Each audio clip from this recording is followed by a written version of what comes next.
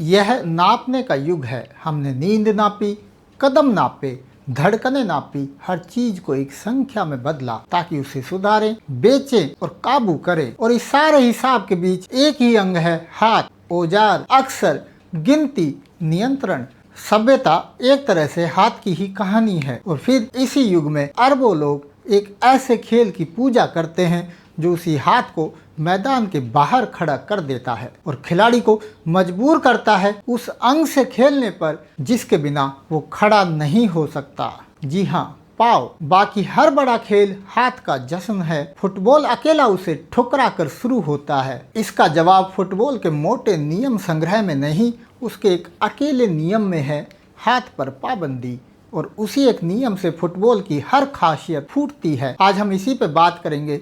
मैं हूं नितिन यादव और आप देख रहे हैं पब्लिक स्पेयर। जरा देखिए बाकी खेल किस पर टिके। क्रिकेट को बल्ला, पैड, पिच, बास्केटबॉल को कद और बास्केट, टेनिस को रैकेट और कोर्ट, सब हाथ का खेल और सब पैसा मांगते हैं। फुटबॉल को चाहिए सिर्फ एक गेंद, वह भी न हो तो चीथड़ों की गठरी। उसने सबको एक ही शुरुआती लकीर पर खड़ा कर दिया। पांव से गेंद नचाना किसी के लिए भी स्वाभाविक नहीं है। अमीर हो या गरीब, सबको इसे खरोच खरोच कर सीखना पड़ता है। इसलिए जिसके पास सबसे कम है वह भी सिर्फ अभ्यास के दम पर दुनिया का सबसे बड़ा खिलाड़ी बन सकता है। नियमों से पहले इंग्लैंड के गांव में मॉब फुटबॉल खेला जाता था। पूरा गांव बनाम पूरा गांव, बस पांव और एक गेंद, कोई मालिक नहीं या किसी का नहीं था, यानी सबका। एक साझी जमीन, एक कॉमन्स। इसकी पहली बाड़ 1863 में लगी जब लंदन में पहली बार नियम कागज पर बंधे। इतिहास इसे जन्म कहता है। दरअसल यह पहली घेराबंदी थी। आगे की पूरी कहानी यही है। साम्राज्य, राष्ट्र, मीडिया और पूंजी, हर एक ने इसी साझी जमीन पर एक नई बाड़ लगाई, पर हर बार पाव का सहयोग किसी दरार से बच निकला। डच विचारक हाइजिंगा ने कहा था कि सच्चे खेल की पहली शर्त है किसी भौतिक स्वार्थ से उसका आजाद होना, और हाथ तो हर स्वार्थ का औजार है, बटोरने, गिनने, काबू करने का। तो हाथ को मना करके फुटबॉल प्रतीकात्मक रूप से स्वार्थ और नियंत्रण के अंग को ही मैदान से बाहर कर देता है। नियम लिखे जाने के बाद फुटबॉल ब्रिटिश साम्राज्य के साथ फैला, रेल मजदूरों, नाविकों और मिशनरी स्कूलों के रास्ते पर एक बारीक फर्क सब समझा देता है। क्रिकेट साहबों के कल्बों में पहुंचा अपने महंगे सामान और दिन भर की फुर्सत की मांग के साथ, इसलिए कुलीन रहा। फुटबॉल को किसी की इजाजत नहीं चाहिए थी, सिर्फ गेंद और दो पाव, इसलिए वह सीधे गली में उतरा और वहीं का होकर रह गया। यूरोप का फुटबॉल अनुशासित था, सीधा, औद्योगिक, पर लैटिन अमेरिका ने इस अनघड़ पाव वाले खेल को ज्यों का त्यों नहीं अपनाया। उसने पाव की उसी कमजोरी को कला बना दिया। ब्राजील की जिंगा लहराती, धोखा देती, नाचती शैली, जोगो बोनीटो, खूबसूरत खेल। विडम्बना देखिए, जिस अंग को कुदरत ने सबसे कम कुशल बनाया, गुलाम के बेटे ने उसी को शरीर की सबसे काव्यात्मक भाषा बना दिया। गालेआनों के लिए गारीचा,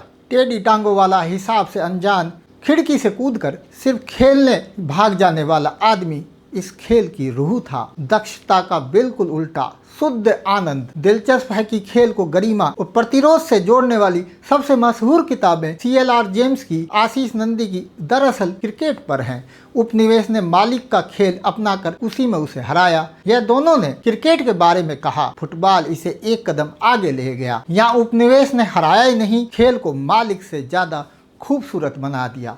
पांव से खेलने का सीधा नतीजा गोल करना बेहद मुश्किल, इसलिए फुटबॉल सबसे कम स्कोर वाले बड़े खेलों में है और यही इसका सबसे गहरा जादू है। बास्केटबॉल में 100 से ज़्यादा अंक बनते हैं, इतने की संयोग मिट जाता है और लगभग हमेशा बेहतर टीम जीतती है। पर जहां पूरे मैच में शायद एक ही गोल हो, वहां एक उछलती गेंद, एक मामूली गलती पूरा नतीजा पलट देती है। 1904 में फीफा बनी, 1930 में पहला वर्ल्ड कप। अब यह दुर्लभ अनिश्चित खेल झंडों से बंध गया। साझी जमीन पर एक और बाढ़, पर क्योंकि यहाँ छोटा बड़े को हरा सकता है, वर्ल्ड कप वह इकलौता मंच बना जहाँ एक नया नवेला आजाद देश अपने पुराने मालिक को बराबरी से और कभी हरा कर चुनौती दे सकता था। इसलिए जनता की अफीम वाला आसान तर्क यहाँ नहीं टिकता।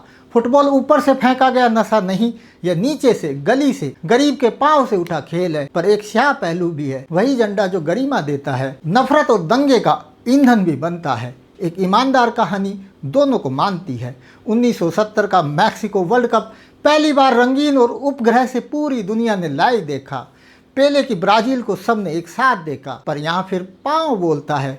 पाँव से खेला गया ये खेल एक सतत बहाव है, न पारी न बार बार रुकती प्लेज, बस 45 मिनट का अटूट बहाव। अमेरिकी खेल हर कुछ सेकंड रुकते हैं, हर रुकावट एक विज्ञापन, इसलिए वे टीवी के लिए बने हैं और इसलिए अमेरिकी प्रसारकों को फुटबॉल हमेशा खटका। इसके बहाव में ब्रेक घुसाने की जगह ही नहीं। पाँव का बहाव पूंजी के सबसे आजमाए हथियार के आगे झुकने से इनकार कर देता है। बेंजामिन ने कहा था, असली चीज में एक आभा यानी एक ओरा होता है। यहाँ और अभी का अनूठापन और लाखों नकलों में वह मर जाती है, जैसे कि कोई चीज या कोई कला एक जेरोक्स कॉपी में दब जाती है। 20वीं सदी में लगभग सब कुछ ऑन डिमांड हो गया, पर फुटबॉल का बहाव और उसका बेकाबू गोल पहले से जाने नहीं जा सकते। रिकॉर्ड करके वही रोमांच नहीं मिलता। इसलिए स्पॉइलर के युग में भी वह उन आखिरी अनुष्ठानों में से है जिन्हें उसी पल सबके साथ जीना पड़ता है। 1992 में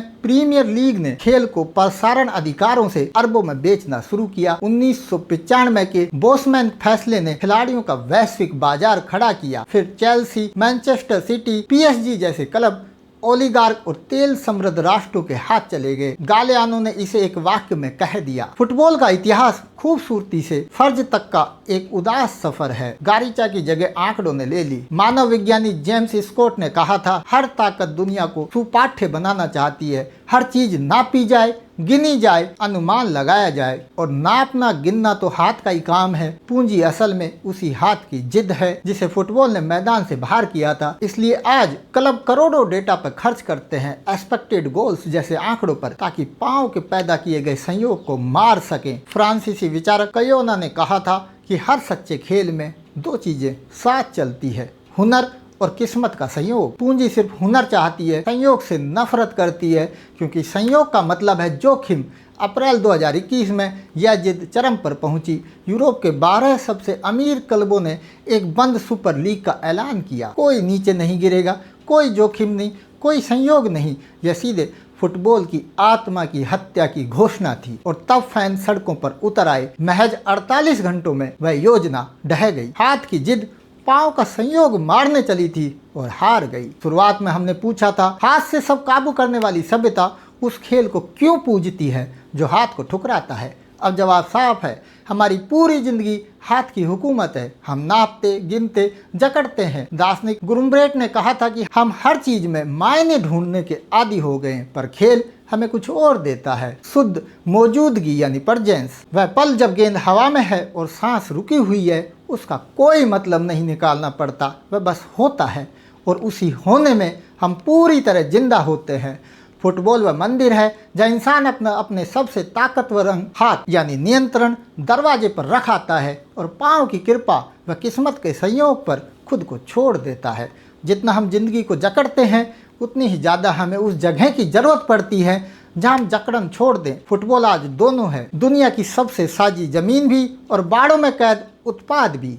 एक तरफ पाँव का सहयोग, दूसरी तरफ हाथ की जिद। यह खींचतान कभी खत्म नहीं होती और शायद यही से इंसानी सभ्यता का सबसे ईमानदार आईना बनाती है। और आखिर में एक सवाल खासकर हमारे लिए, हमने भारत ने मालिक का हाथ वाला खेल क्रिकेट अपनाकर अपना धर्म बना लिया और दुनिया ने पाँव वाले खेल को सबका बना लिया। हाथ का खेल कुलीन यानी इलीट रहा, पाँव का खेल सबका हुआ। क्या यह सिर्फ संयोग है? नीचे कमेंट में लिखिए। अगर इस सफर ने आपको सोचने पर मजबूर किया तो इसे शेयर कीजिए और पब्लिक स्फीयर को सब्सक्राइब कीजिए, क्यों न हर मुद्दे पर बात हो।